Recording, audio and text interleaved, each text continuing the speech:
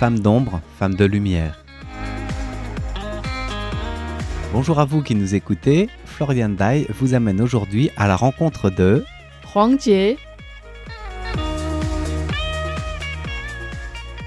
Bonjour tout le monde et bienvenue dans ce nouvel épisode de Femmes d'ombre, femmes de lumière qui aujourd'hui porte sur Huang Jie, un nom qui vous est peut-être familier puisqu'elle est députée et elle a été nominée en 2024 à la fois par la BBC sur sa liste de 100 femmes inspirantes et influentes du monde entier pour 2024, mais aussi par le Times dans la série 100 Next, 100 leaders émergents,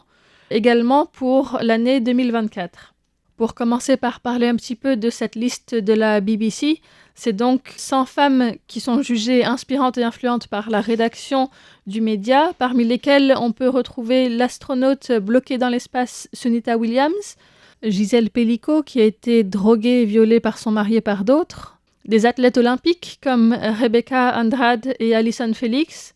la chanteuse Raye, la lauréate du prix Nobel de la paix Nadia Mourad, et beaucoup d'autres personnes dans des domaines très différents qui sont reconnues en particulier pour leur résistance et leur résilience face à des situations difficiles, pour la manière dont elles arrivent à pousser au changement, que ce soit le changement social ou bien le changement climatique aussi, puisque beaucoup sont des pionnières dans la lutte pour le climat. Et Huang Jie, qui est donc la seule taïwanaise cette année sur cette liste, a été remarquée parce qu'elle est entrée dans l'histoire en janvier de cette année en devenant la première députée taïwanaise ouvertement LGBTQ+ élue. Comme je l'avais mentionné tout à l'heure, elle a aussi été incluse dans la liste des leaders émergents 100 Next du magazine Times pour défendre les droits humains, pour l'avancement du bien public et pour s'exprimer en faveur des minorités. Le texte publié à cette occasion par le magazine Times a été rédigé par la vice-présidente de Taïwan, Xiaobi Kim, et voici comment elle présente la députée Huang Jie. À 31 ans, Huang Jie est le plus jeune membre du corps législatif de Taïwan. Passionnée par les droits humains et la promotion du bien public, elle illustre l'esprit de participation civique de la jeune génération taïwanaise. Ses efforts pour impliquer les électeurs et ses appels énergiques à l'action montrent que la démocratie fait désormais partie de la vie quotidienne à Taïwan. Elle est aussi naturelle que l'air que nous respirons. En tant que femme députée et membre de la communauté LGBTQ,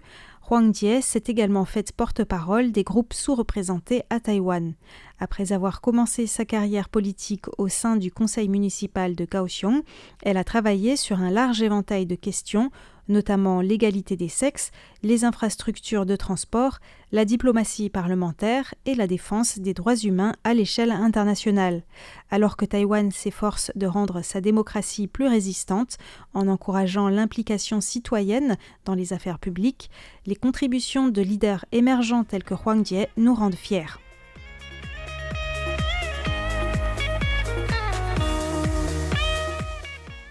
Nous allons donc reprendre un petit peu le récit du parcours de Huang Jie, qui est née le 19 janvier 1993. Elle est diplômée du lycée de filles de la ville de Kaohsiung, puis à l'Université nationale de Taïwan, où elle a obtenu une double licence en santé publique et en sociologie à 22 ans. Elle a été admise en master de santé environnementale aussi à l'Université nationale de Taïwan, donc NTU, mais elle a rapidement quitté le programme pour devenir journaliste et puis assistante députée du New Power Party, donc ce parti qui est né à la suite du mouvement des tournesols et qui est aussi engagé au niveau social. Huang Jie s'est présentée aux élections de novembre 2018 à Kaohsiung comme conseillère municipale pour le district de Fengshan. Et pendant sa campagne, elle a déclaré vouloir se concentrer sur des thèmes tels que la pollution environnementale de Kaohsiung, l'emploi des jeunes, les soins longue durée et le développement du tourisme qui est un sujet assez lié au quartier de Fengshan. Elle a donc remporté cette élection et elle a été élue en même temps que Miao Boya, qui a été élue à Taipei aussi en tant que conseillère municipale. Et à ce moment-là, elles étaient les deux premières conseillères municipales ouvertement lesbiennes à gagner des élections à ce poste-là. Nous avions interviewé Miao Boya à l'occasion des 10 ans du mouvement des tournesols et je l'avais présenté dans 2 épisodes de Femmes d'ombre, femmes de lumière, donc je vous remettrai les liens aussi. Hwang Jae est ensuite devenu assez célèbre pour avoir critiqué le projet de l'ancien maire de Kaohsiung, Han Go-yu, qui est rattaché au Kuomintang, ou KMT, qui cherchait à établir une zone économique libre à Kaohsiung. Et donc il y a notamment une vidéo qui a énormément circulé où elle lève les yeux au ciel après que Han Go-yu ait semblé ne pas pouvoir ou bien ne pas vouloir donner de détails sur ce projet de zone économique libre et sur la manière dont la ville allait mettre en place ce projet. Parce qu'à chaque fois, il répétait son motto qui était « Kaohsiung Fadatsai », donc « Kaohsiung va s'enrichir, Kaohsiung deviendra riche ». Et il était incapable ou refusait de donner des détails au sujet du contenu de ce projet et de la manière dont il pensait enrichir Kaohsiung. Suite à ça, il a donc aussi joué un rôle dans la révocation de l'ancien maire de Kaohsiung, Han Go-yu, qui est aujourd'hui devenu président du Parlement en étant présenté aux élections sur la liste du parti du KMT. Mais donc à l'époque, elle a participé à cette campagne qui a réussi à le destituer. Et donc, elle a elle-même ensuite été confrontée à une tentative de destitution menée par le Kuomintang, tentative qui a échoué puisqu'il y a eu 65 000 votes contre sa destitution et 55 000 votes en faveur de sa destitution, pour un taux de participation de 41%. Et donc, aucun des deux critères n'était rempli puisqu'il faut qu'il y ait plus de votes en faveur de la destitution que contre, donc ce n'était pas le cas, et qu'au moins 25% des électeurs inscrits votent pour sa destitution, et donc ce seuil-là n'a pas été atteint non plus. Pour les élections de l'année suivante, donc en 2022, elle a été réélue conseillère municipale, cette fois-ci en tant que candidate non affiliée à un parti politique, puisqu'elle a quitté le New Power Party en 2020. Et donc aux élections de 2022, c'est elle qui a obtenu le plus de votes parmi tous les candidats de Kaohsiung. Elle a ensuite intégré le groupe de travail du DPP, le Parti démocrate progressiste, et puis rejoint le parti en août 2023. C'est aussi en 2023 que Hwang Jae a dit publiquement qu'elle était lesbienne, même si beaucoup de personnes le savaient déjà, et qu'en fait elle avait été attaquée sur son homosexualité pendant la campagne pour sa révocation,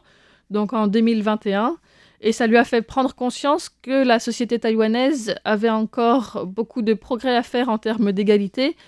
et elle espérait pouvoir promouvoir cette évolution en s'engageant en politique.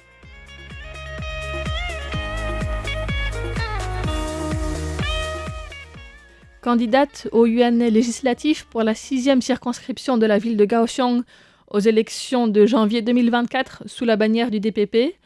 Hwang Jae a été recrutée pour remplacer un député sortant qui a retiré sa candidature à la suite d'un scandale d'affaires extra-conjugales. Elle a obtenu 51% des voix contre Chen Mei-ya du Kuomintang et Guo Pei-hong de l'Alliance Formosa. Et elle est donc devenue ainsi la première candidate ouvertement homosexuelle à être élue au Parlement de Taïwan. À ce sujet, on peut remarquer qu'il y avait 6 candidates ouvertement lesbiennes, bi ou queer à se présenter aux élections de janvier 2024 au niveau parlementaire, dont Miao Boya, qui n'a pas été élue, et donc Hwang Jae a été la seule à être élue, les autres étant souvent des candidates indépendantes ou de tout petits partis. Selon le site de la BBC, Hwang Jae a fait aussi avancer des réformes majeures au cours de sa carrière politique, notamment en défendant les droits des femmes célibataires et des couples de lesbiennes à bénéficier d'un traitement de fertilité et en soulignant la nécessité d'adopter de nouvelles lois pour résoudre le problème de la pauvreté périodique. Hwang Jae a également parlé ouvertement des abus sexuels auxquels elle a été confrontée puisqu'elle a été victime de deepfake, c'est-à-dire de montage pornographique, et elle prône le renforcement des lois existantes pour lutter contre les violences sexuelles en ligne. Sa nomination est importante parce que Taïwan a beau être le premier pays d'Asie à avoir légalisé le mariage entre personnes du même sexe et se classer au premier rang en Asie toujours en matière d'égalité des sexes, selon les statistiques de l'Organisation de coopération et de développement économique,